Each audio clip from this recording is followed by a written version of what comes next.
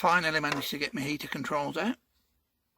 Not an easy job to do, but so problem being the green cable broke. So whether I can buy one of them or not, I don't know.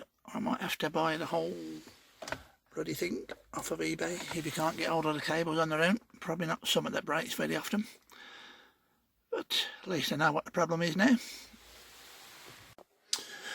Hey everyone, just a follow up to my little Fiesta problem of my controls for the heater not working.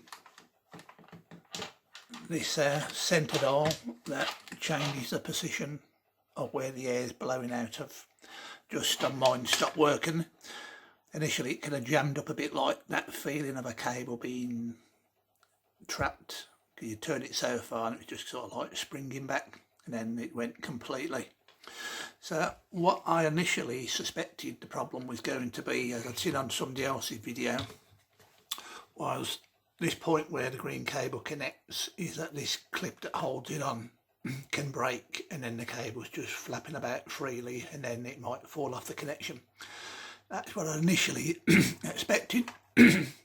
But after eventually figuring out how to get these out, as you can see, what's actually happened on my one is the cable's actually snapped. Just turn that centre dial and you'll see the bit come up that cable is supposed to be connected to.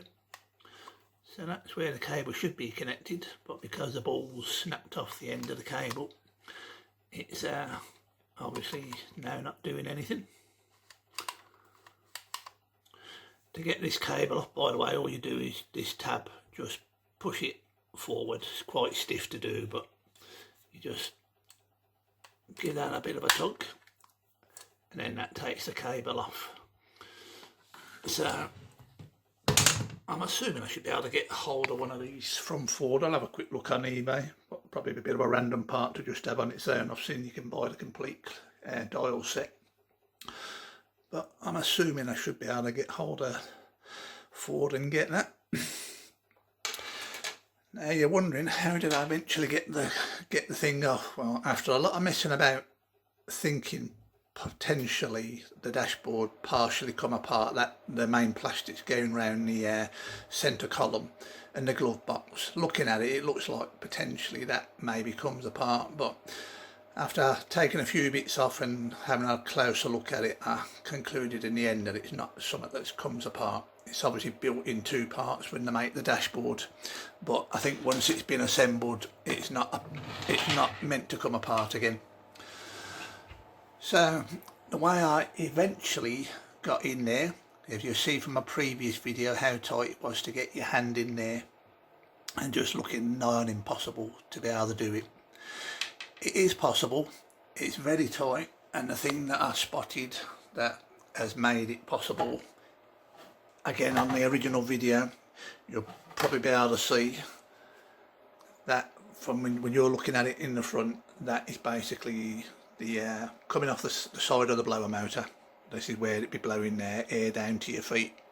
So that's all in the way, and the screw you're trying to get to basically is just to the left of it, so you've got really no room at all.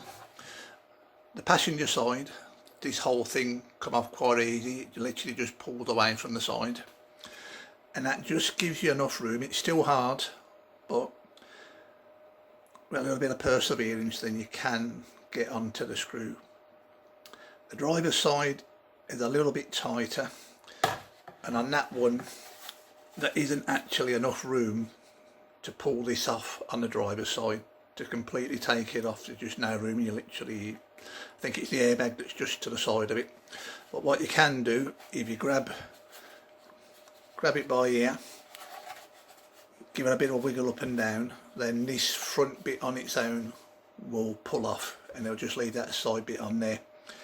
And then again, it is just enough room for you to get your hand up there. Initially I tried just a small socket with the Torx bit in it, but I could just about get it on the driver's side, but actually how close up against it was to that side section, I doubt I'd have managed to undo it all. but I was trying to do it just by hand power, which I couldn't. So the little thing I come up with, otherwise you'd just be dropping it.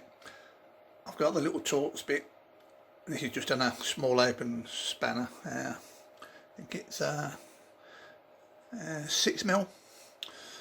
So I'll put the little Torx bit on there, and that holds that in place. Otherwise you're just gonna end up dropping it with how tight things are like. So I thought that saves me dropping that.